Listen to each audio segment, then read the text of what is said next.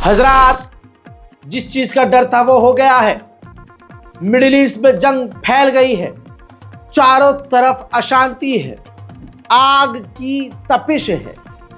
हाल ऐसा है कि 40,000 अमेरिकी फौज मिडिल ईस्ट में पहले से तैनात थे, युद्धपोत समेत, एयरक्राफ्ट कैरियर समेत, फाइटर जेट समेत।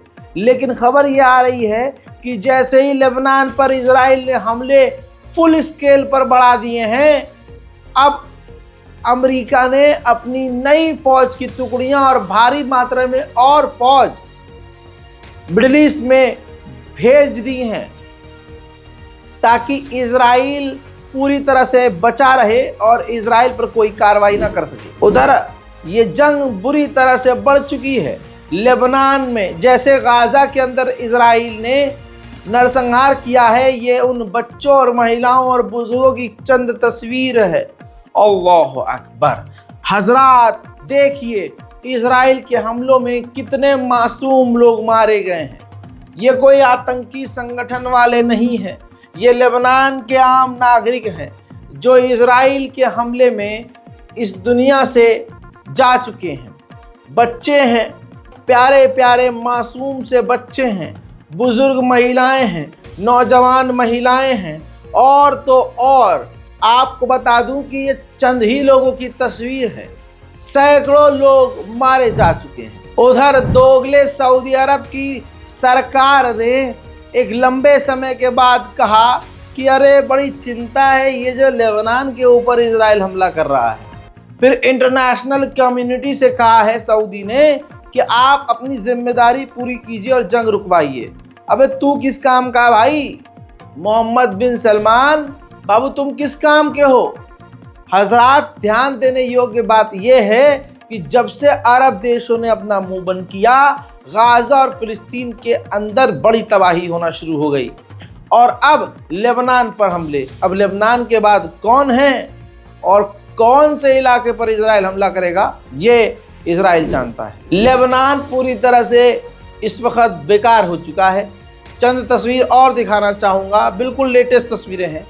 लेबनान के लोग अपनी जान बचाकर, घर द्वार छोड़कर, अपने ज़रूरी सामान अपने परिवार को गाड़ी में डालकर लेबनान के इलाके को छोड़ रहे हैं, अपने अपने सेंसिटिव इलाके को छोड़ रहे हैं, जिसकी वजह से आप देख सकते हैं पिछले 24 घंटे से सिर्फ लेबनान की सड़कों पर जाम ही जाम, ट्रैफिक ही ट्रैफिक है। उधर ग्रीस के विदेश मंत्री ने बिल्कुल सच कह दिया है कि इजराइल के ऊपर जंग खत्म करने का कोई प्रेशर ही नहीं है, यानी जितना प्रेशर होना चाहिए वैसा है।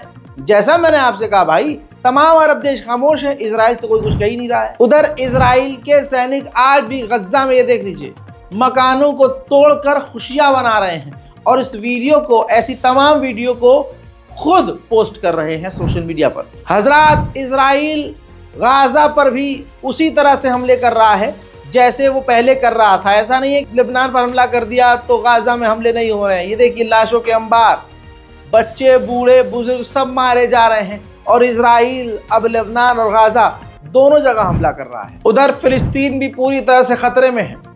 फिलिस्तीन के वेस्ट बैंक में पूरी तरह से कब्जा हो जाना चाहिए, ये इजराइल के एक मिनिस्टर ने अलल ऐलान कह दिया है। इन्होंने कहा कि ये वो वक्त है जिसका हमें इंतजार था और अब वो वक्त आ गया है कि हमें वेस्ट बैंक पर पूरी तरह से कब्जा कर लेना चाहिए। उधर बातों बातों में डोनाल्ड ट्रंप ने बड़ा राज खोल दिया है। इजराइल के जो दो बड़े बड़े खतरनाक डोनर्स हैं जो अमेरिका की गवर्नमेंट को बहुत पैसा देते हैं, ट्रंप को भी उन्होंने अंधा पैसा दिया है। ट्रंप ने कहा कि मैंने सीरिया के गोलान हाइट को पूरी तरह से रिकॉग्नाइज कर दिया और कह दिया कि ये इजराइल का है, लेकिन इजराइल के उन डोनर्स को अभी भी शांति नहीं है, अभी भी उनको मुझसे बहुत कुछ चाहिए, वो और कुछ मांग रहे हैं। यानी उन्होंने, डोनाल्ड ट्रंप ने साफ कह दिया है कि मैंने कई इलाकों को इजराइल के हाथ में दे दिया है, लेकिन फिर भी इजराइल के डोनर्स चाहते हैं कि और कब्जा किया जाए। मेरे दोस्तों, उधर बैतुल मुकद्दस में फिलिस्तीनियों का घुसना बंद है, लेकिन सेटलर्स यहूदी बैतुल मुकद्दस में रोज जा रहे हैं। देखिए,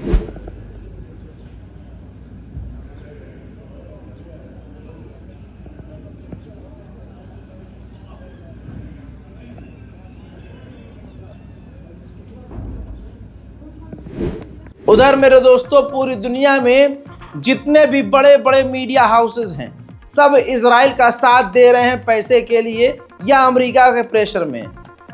लगभग 76 से 78 साल से बीबीसी दुनिया का नंबर 1 न्यूज़ ब्रॉडकास्टर मीडिया रहा है, लेकिन अब जहां इजराइल की बात आ गई है तो अपनी औकात बीबीसी ने भी दिखा दी है। लोगों ने भी फिर बीबीसी को उसकी औकात दिखाई और सड़कों पर आ गए और बीबीसी के हेडक्वार्टर पर जाकर ज़बरदस्त प्रदर्शन कर डाला। उधर फिलिस्तीन के समर्थन में बेल्जियम में प्रदर्शन जारी है।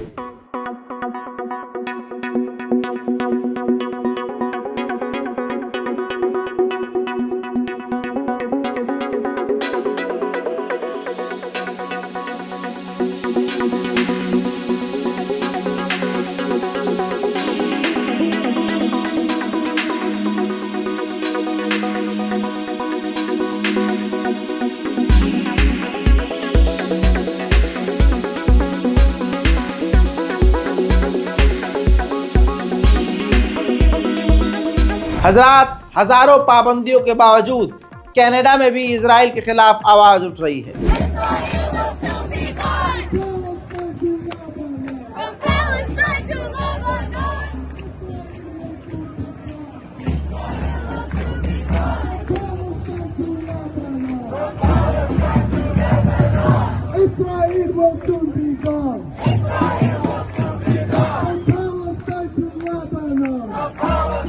ठीक इसी तरह से जापान के लोग भी फिलिस्तीन के साथ हैं।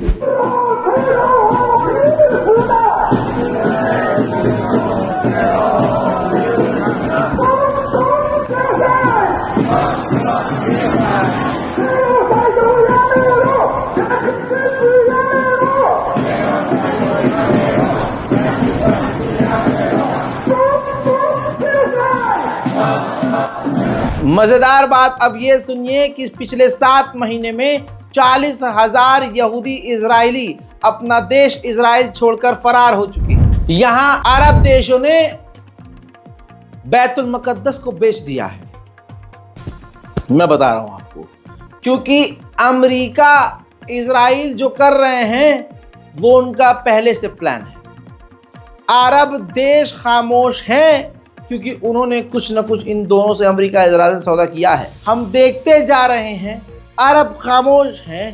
अब बैतुल मुकद्दस में कंस्ट्रक्शन भी शुरू कर दिया है यहूदियों ने।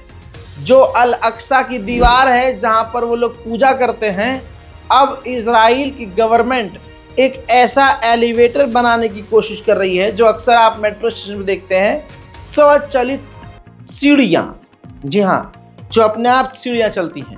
इस तरह का एलिवेटर यहूदियों के लिए बनाना चाहता है ताकि बाहर के एरिया से सीधा चढ़कर एलिवेटर से वो एलिवेटर सीधा उनको उस दीवार तक ले जाए जहां वो पूजा करते हैं, बैतुल मुकद्दस के अंदर।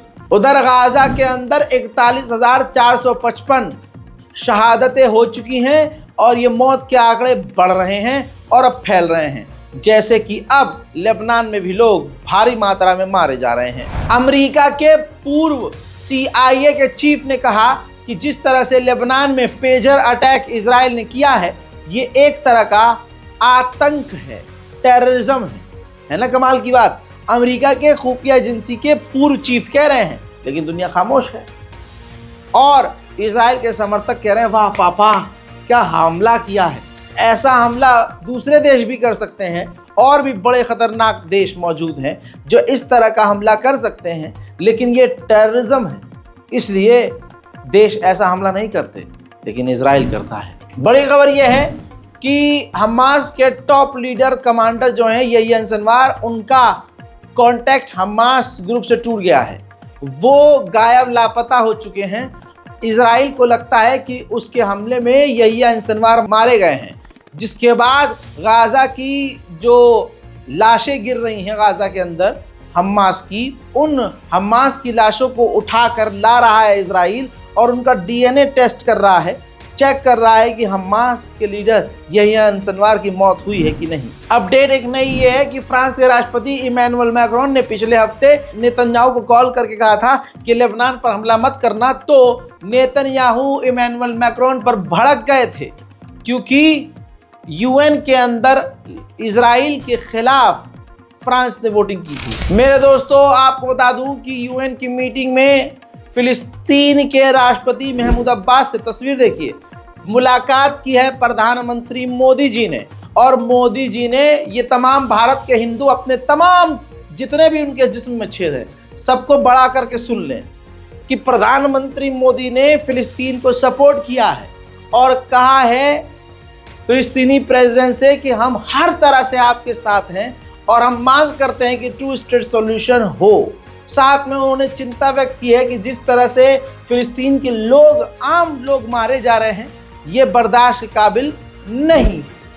और यही मोदी के चाहने वाले भारत में, और यही मोदी के हिंदू जो भारत में जो 2014 के बाद नकली हिंदू हैं, वो सब के सब इजराइल के साथ हैं। लेकिन इंटरनेशनल लेवल पर मोदी जी खुद फिलिस्तीन के राष्ट्रपति से कहते हैं कि हम आपके साथ हैं। तो अब ये मोदी जी दोगले हैं या उनके मानने वाले दोगले हैं, ये आप फैसला करें।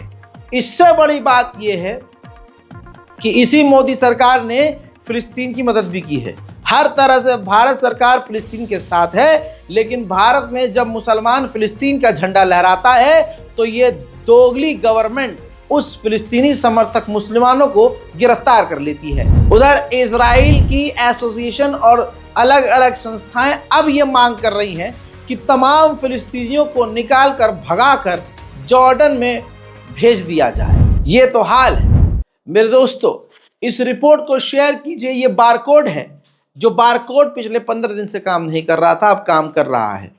उम्मीद करता हूं गाजा और फिलिस्तीन की मदद के लिए आप आगे आएंगे। इस बारकोड का इस्तेमाल करके अगर आप मदद करना चाहते हैं तो ज़रूर करेंगे। मेरे दोस्तों, हमारे चैनल रज़ाग्राफी अनस्क्रिप्टेड पर लगातार middle east, Gaza, war update, international prime time, तमाम अपडेट्स यहाँ पर मौजूद हैं। जाकर हमारे इसी चैनल को नीचे जो लाल बटन आ रहा है सब्सक्राइब का, उस पर क्लिक करके आप हमारे चैनल को सब्सक्राइब करें। और अंतर्राष्ट्रीय प्राइम टाइम और नेशनल प्राइम टाइम रिपोर्ट के लिए हमारे मेन चैनल रज़ाग्राफी को जरूर सब्सक्राइब करें। मैं हूं रज़ा और आप देख रहे थे रज़ाग्राफी। जय हिंद।